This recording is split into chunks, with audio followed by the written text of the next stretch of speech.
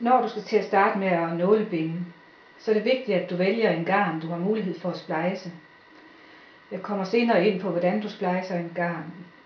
Det du skal gøre i første omgang, det er selvfølgelig finde garn, du skal bruge, og så vikler du cirka 3-4 meter af og bryder garnet.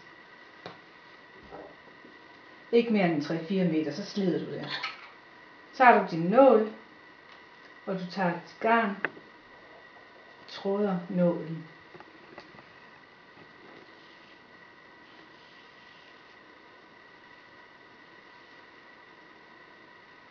Så er du faktisk klar til at gå i gang med at nålebinde.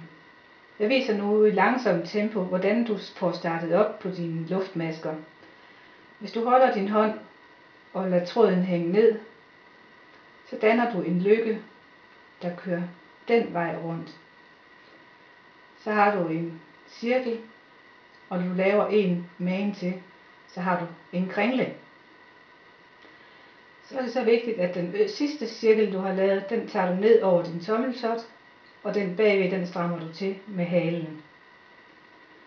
Så er du klar til at tage dit første sting. Du går forlæns ind i løkken her bagved, drejer rundt og ned under, og det er vigtigt, at du har din tråd til at lægge ned over din tommeltot. Du trækker nu dit garn igennem, og nu har du pludselig 2 løkker om din tommeltot. Den første løkke tager du af, og den du lige har lavet, lader du blive. Nu er det lige pludselig den gamle løkke, der er den du skal stikke ind i med din nål. Igen ind forfra, drej rundt og ned under din løkke og ned under snoren du har hængende, og træk igennem.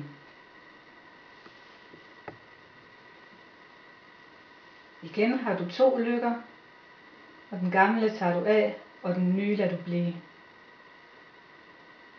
Forfra ind i løkken, drej rundt, ned under og træk igennem.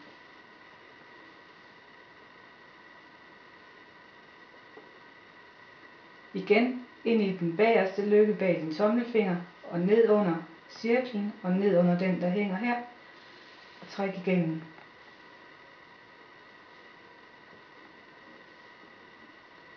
Og sådan bliver du ved, indtil du har det antal masker du skal bruge til det emne du nu vil lave.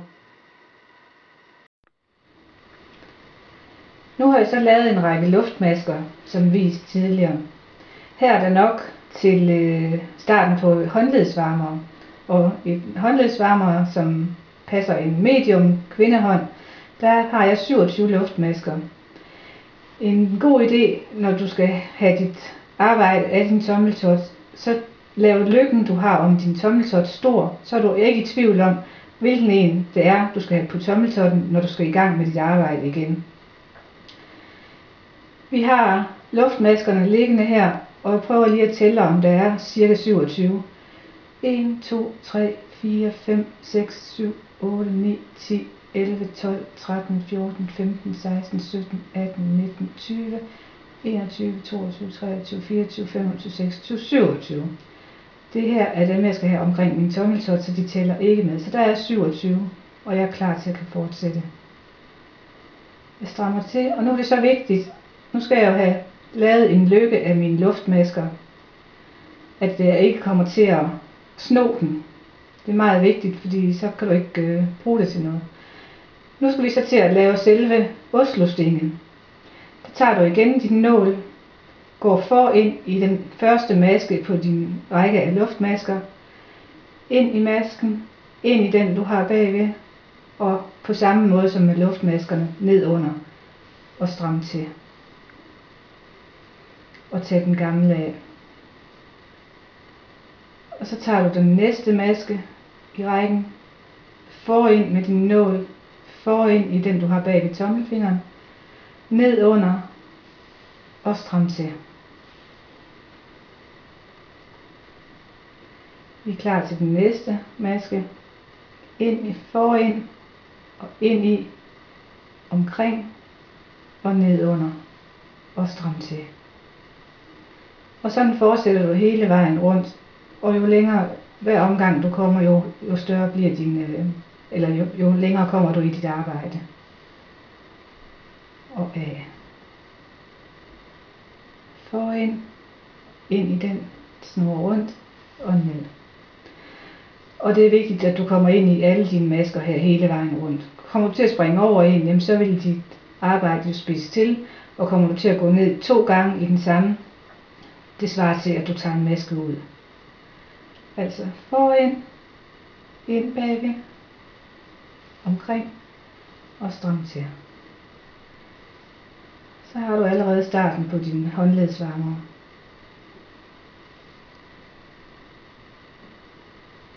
Ind den der, den har vi brugt, den går der, så det bliver den der, vi skal ind i. Ind forfra, drej rundt og ned. Og løft af. Forind, drej rundt og ned under. Forind i masken, forind i den du har bagved, drej rundt og stram til. Løft den gamle af. Ind i en ny maske, ind i den bagved, ned under, stram til og løft af. Forind, ind i den, drej rundt og stram til og løft af. Vi er nu kommet til, hvor der ikke er ret meget garn tilbage, så det skal vi have splejset. Vi har lavet en række Oslo-sting her i starten af håndledsvarmeren, men vi skal have noget mere garn at gøre godt med. Så du tager din nål af, og så tager du og løsner enden så godt som du nu kan. Du finder din garnnøgle, og igen så tag en 3-4 meter. Det finder du selvfølgelig selv ud af. Og bryd garnet. Også i den ene ende skal du løsne det, så det ligesom bliver en flade, du kan splice med den, du havde i dit emne. Læg dem over hinanden, og nuller det så nogenlunde rundt, så godt som du nu kan. Mange vælger så at bide garnet sammen, altså væde det med spyt, og så nuller det. Man kan også have en skål med vand stående, som man nuller garnet med, eller i hvert fald lige gør det vådt. Og så ellers nuller rigtig, rigtig godt.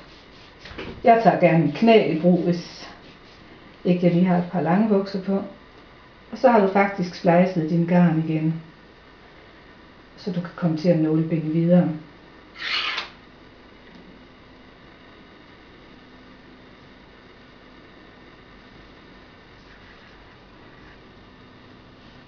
Igen er det en god idé at tage den lykke, som du skal have om din tommelfinger, lav den stor, så du ikke er i tvivl om, det er den eller den, du skal have på din finger. Du er nu klar til at nålebinde igen på din håndledsvarmer, eller hvad du nu vælger at vil lave. På nøjagtig samme måde. Nu har du bare forlænget din garn, og sådan gør du igen og igen. God fornøjelse med din nålebinding.